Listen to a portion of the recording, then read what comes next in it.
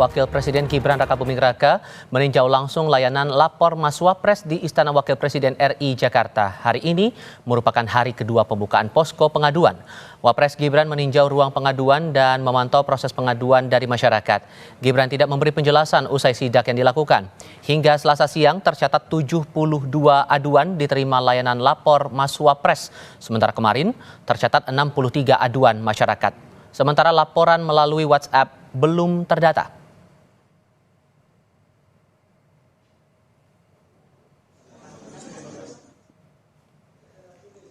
Anggota Komisi 2 DPR RI fraksi Partai Demokrasi Indonesia Perjuangan, Dedi Sitorus menanggapi program lapor Mas Wapres yang dibuka Gibran Rakabuming Raka. Dedi menilai sah-sah saja jika sudah berkoordinasi dengan Presiden Prabowo.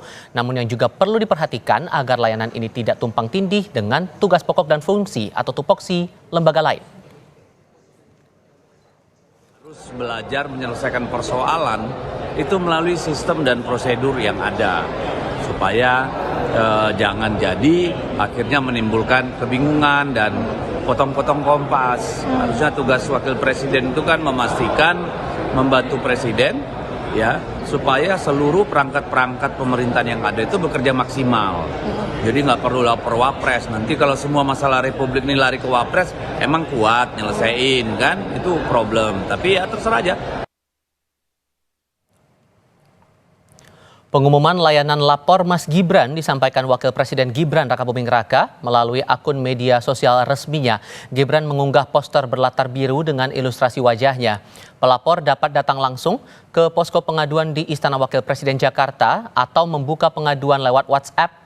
Dan dalam poster yang terlihat di layar kaca saudara, tercantum informasi aduan warga dibuka pada Senin hingga Jumat pukul 8 pagi hingga 2 siang waktu Indonesia Barat. Aduan dibuka di Istana Wakil Presiden berlokasi di Jalan Kebon Sirih, Jakarta Pusat. Kami bahas program layanan lapor Mas Wapres ini bersama dengan para narasumber. Bergabung saat ini pengamat kebijakan publik Agus Pambagio dan tenaga ahli utama Kantor Komunikasi Kepresidenan Prita Laura. Selamat sore semuanya, apa kabar? Sore nih.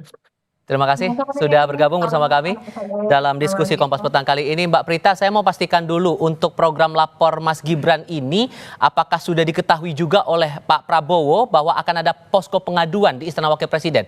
Atau ada bagaimana bentuk koordinasinya sejauh ini? Pasti sudah diketahui, tidak mungkin dilakukan tanpa pengetahuan. Jadi saya mau sampaikan di sini, ini adalah program yang terintegrasi dengan program-program lapor yang sudah ada saat ini. Kita tahu ada SP4N lapor. Lapor Mas Wapres ini akan terintegrasi. Jadi ini bukanlah sesuatu yang berdiri sendiri, sesuatu yang akan terintegrasi. Kenapa perlu dibuka lagi kanal seperti ini? Ini fungsinya adalah hanya memaksimalkan laporan-laporan masyarakat. Jadi ada sebuah kanal baru yang kemudian dibuka oleh Mas Wapres. Nah nanti kemudian akan terintegrasi dengan sistem yang sudah ada saat ini. Masyarakat sudah bisa melaporkan saat ini melalui kanal SP4N lapor. Nah di kanal inilah kemudian nanti akan dikelola, kemudian di-clustering sesuai dengan bagaimana isi pelaporan tersebut. Kemudian di sana juga ada proses verifikasi dan setelah itu kemudian akan disampaikan kepada kementerian lembaga yang kemudian menyelesaikan hal ini. Kenapa perlu hal ini ada? Karena di sini ada proses juga pengawasan. Jadi di sini melalui Mas Wapres juga kemudian apakah ada ini sudah berjalan atau tidak. Di dalam SP4N lapor pun juga sebenarnya juga sudah ada pengawasan. Nah ini lagi-lagi fungsinya adalah memaksimalkan. Kemudian juga lagi kenapa perlu juga ada hal ini sebagai seorang pejabat publik yang ini adalah artinya adalah pelayanan publik ya. Perlu kemudian mengetahui sebenarnya masyarakat ini memiliki masalah apa. Ini merupakan bagian dari mitigasi isu. Sebenarnya bagaimana sih masyarakat terhadap kebijakan seperti ini, masalahnya ada di mana. Semua laporan ini nanti akan menjadi satu bentuk masukan juga kepada Mas Wapres begitu, untuk kemudian menjadi bahan evaluasi, menjadi bahan untuk mengembangkan kebijakan-kebijakan publik yang ada. Karena di dalam laporan Mas Wapres ini bukan hanya ditampung masalah keluhan, tapi juga banyak masyarakat yang punya berbagai ide. Saya sebagai tenaga ahli di Kantor Komunikasi Kepresidenan saja banyak sekali orang yang memberikan masukan kepada saya. Ini harusnya begitu. Namun dengan kanal ini berbagai masukan masyarakat, pemikiran, hal-hal baik, praktek baik di masyarakat maupun juga terutama di daerah ini bisa disampaikan Oke. melalui kanal-kanal ini. Eh, Ya. ada upaya memaksimalkan di sini, Pak Agus. Makanya kemudian dibukalah lapor di kantor Istana Wakil Presiden. Menurut Anda ini efektif? Begini, ini bukan yang pertama kan ya. Dulu 7-8 tahun yang lalu saya pernah membuat sendiri untuk namanya protes publik dan itu menampung begitu banyak. Saya kasih moto 2 kali 24 jam selesai. Kenapa saya bisa lakukan itu? Karena saya bukan bagian dari suatu sistem kenegaraan. Saya dari publik. Nah itu lalu diambil sebagian oleh UKP 4. Waktu itu bikin lapor, kemudian zamannya itu zaman Pak SBY. Kemudian zaman Pak Jokowi ada lapor dari KSP. Nah, saya nggak tahu ini konektivitasnya kemana, tapi namanya sama. Pokoknya anulah, menerima laporan masyarakat. Nah, waktu itu, yang saya khawatir, pengalaman saya, komunikasi itu lalu dilakukan. Saya waktu itu pakai 2 kali 24 jam. Jadi sampai di mana saya tetap harus laporkan. Nah, yang di lapornya KSP terakhir itu, kita tidak lihat disampaikan perkembangannya bagaimana. Karena masyarakat itu menunggu sampai di mana proses pengaduan saya. Nah, ini tentu baik ya untuk dilakukan kembali, dikuatkan. Tetapi sekali lagi masyarakat yang lapor itu membutuhkan informasi perkembangan sampai di mana. Itu satu. Hmm. Kedua, karena ini menggunakan KL yang bermacam-macam, karena persoalan publiknya melebar kemana-mana. Artinya ada birokrasi yang harus ditempuh oleh lembaga ini. Untuk misalnya masalah tanah, masalah transportasi, itu kemana? Oh, ke Kementerian Perhubungan dulu. Dia ada dan seterusnya. Nah, apakah kantor Wapres mau sesibuk itu? Ini pertanyaan saya. Karena itu pengalaman saya sangat sibuk. Akhirnya saya hentikan itu karena saya tidak sanggup ya untuk menjalankan itu. Nah, artinya apa? Ini efektivitasnya saya masih meragukan karena belajar dari lapornya yang UKP 4 kemudian KSP, saya belum tahu datanya dari yang lapor berapa yang diselesaikan, berapa persen. Puaskah masyarakat yang melapor itu juga tidak ada datanya sampai hari ini. Oke. Oke, kalau gitu menjawabnya gimana Mbak Prita? Karena kan tujuannya memaksimalkan, tapi ada keraguan bahwa alur birokrasinya bakal lebih panjang. Apakah nanti akan ada prioritas isu yang bakal ditangani lebih dulu, atau mungkin ada pemotongan proses birokrasi, atau gimana? Jadi karena ini terintegrasi, jadi sebenarnya lagi-lagi ini bukanlah suatu hal yang terpisah. Ini terintegrasi dengan sistem lapor. SP4M lapor yang di sana untuk kebijakan, ini ada di sana ada KSP, kemudian ada Pan-RB, ada Kemendagri, juga Komdiji. Nah, di dalam sana kemudian ada clustering, kemudian nanti akan diserahkan kepada kementerian-kementerian yang bersangkutan untuk kemudian menyelesaikan. Di dalam SP4 lapor, kasus-kasus diselesaikan, namun tentunya ada kerahasiaan. Ada kerahasiaan bagaimana pelapor kemudian dijaga kerahasiaannya. Kemudian di sana ada juga hasil-hasilnya, cuman mohon maaf ini saya saat ini sedang tidak memegang bagaimana yang sudah ditindaklanjuti, seberapa banyak laporannya. Nanti kami bisa informasikan kepada Kompas TV juga dari hasil SP4 lapor berapa banyak yang sudah kemudian ditindaklanjuti. Namun tentunya tidak semua laporan tersebut ini bisa ditindaklanjuti. Ada hal-hal juga proses yang kemudian kita melihat apakah ini merupakan bagian dari kebijakan publik atau sebenarnya masalah pribadi. Nah, ini yang perlu dicermati. Jadi ini lagi-lagi bukan hal baru. Nah, terkait dengan apa yang dilakukan oleh Mas Gibran dengan suatu gebrakan lapor Mas Wapres ini, di sini kita juga melihat bagaimana masyarakat berbondong-bondong datang. Ini sebenarnya kalau kita bicara ini sebuah upaya dari pejabat publik untuk kemudian menjalin kedekatan, mendengarkan sebenarnya masalah rakyat itu seperti apa. Ada banyak cara untuk menjalin kedekatan dan mendengarkan masalah rakyat. Salah satunya dengan hal ini. Dan di sini yang paling menarik adalah masyarakat ini melalui WhatsApp ataupun melalui datang ke kantor dari Wakil Presiden. Di sana masyarakat akan dibantu oleh petugas. Jadi masyarakat akan dibantu untuk petugas mengisi laporan tersebut. Di mana hal ini juga bisa jadi menjadi kendala. Saya bicara dengan beberapa masyarakat begitu ya, yang memiliki kesulitan. Tapi gini Mbak, sorry saya potong di bagian situ. Anda mungkin menegaskan bahwa ini akan terintegrasi, kemudian sistemnya akan memaksimalkan dengan apa yang sudah dimiliki oleh kementerian lembaga yang lain. Tapi apakah ini tidak akan lebih efektif kalau langsung saja ke kementerian bersangkutan? Misalnya hubungannya soal transportasi, langsung saja adukan ke Kementerian Perhubungan misalnya.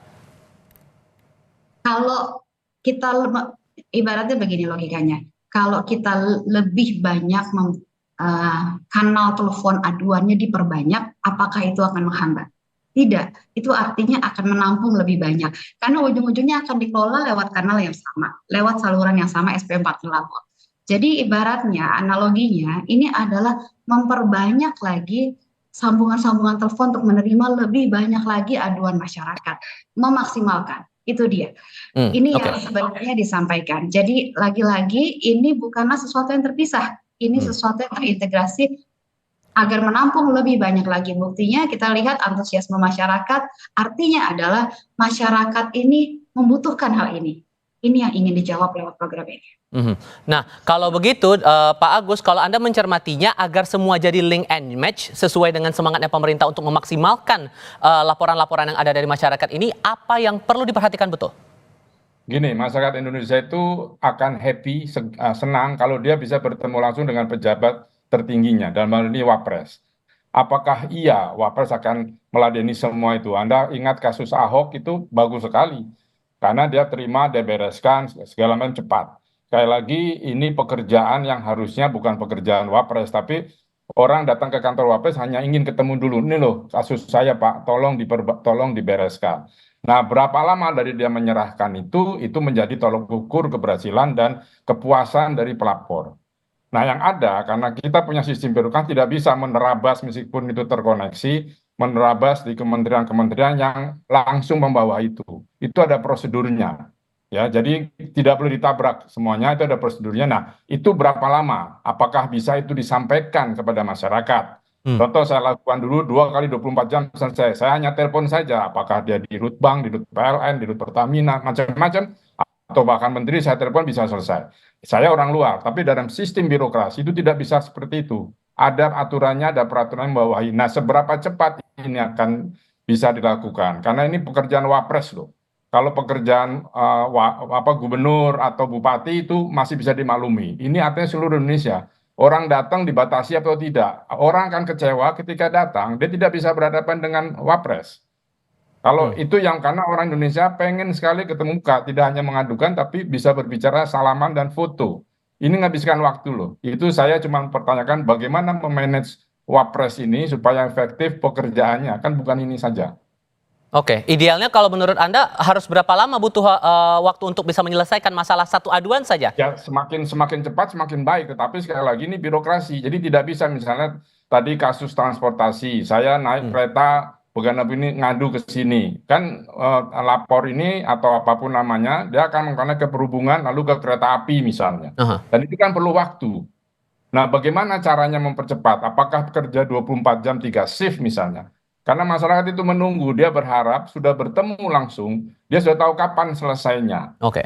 Nah, ini harus dijelaskan. Apapun perkembangannya, sampai tidak selesai harus disampaikan. Ini pekerjaan bukan pekerjaan mudah. Ini lebih sulit dari mengerjakan sebagai tugasnya Wapres. Karena ini dengan masyarakat loh, hati-hati saja. Oke, kalau begitu Mbak Prita, jadi targetnya sejauh ini satu aduan misalnya diterima oleh Istana Wakil Presiden akan diselesaikan dalam waktu berapa hari atau berapa lama?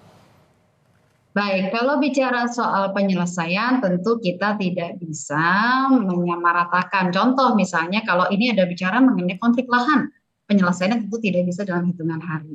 Namun yang pasti adalah berdasarkan sistem dari SP4N Lapor, admin nasional akan melakukan telaah dan verifikasi atas pengaduan paling lama 3 hari kerja.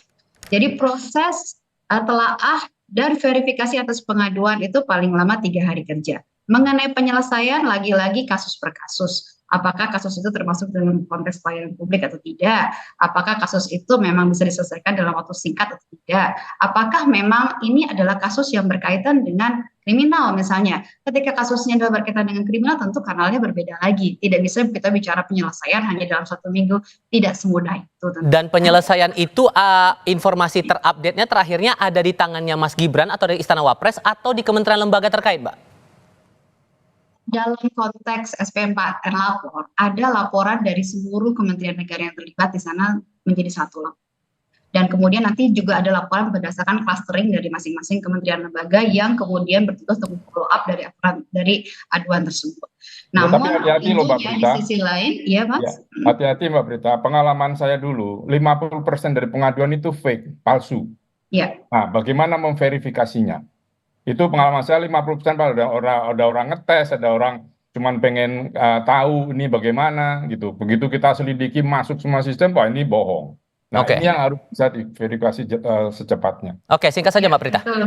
Iya, betul Mas. Jadi memang kita proses verifikasi ini menjadi sangat penting karena itu tadi palsu bisa jadi memang kita juga banyak temukan juga Mas di SP4 yang lapor. Jadi memang proses verifikasi dilakukan, ada target dari para petugas untuk melakukan verifikasi ini adalah 3 hari kerja. Verifikasi atas pengaduan tersebut apakah ini palsu atau tidak, dan tentunya ada kelengkapan data-data Baik. yang harus dilakukan agar jangan sampai ini merupakan satu fitnah.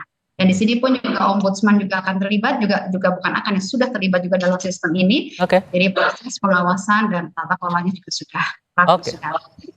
Oke, Mbak Prita mewakili Kantor Komunikasi Presiden dan Mas Agus Pambagio, terima kasih banyak sudah berdiskusi bersama kami kali ini. Sehat selalu semuanya. Selamat sore.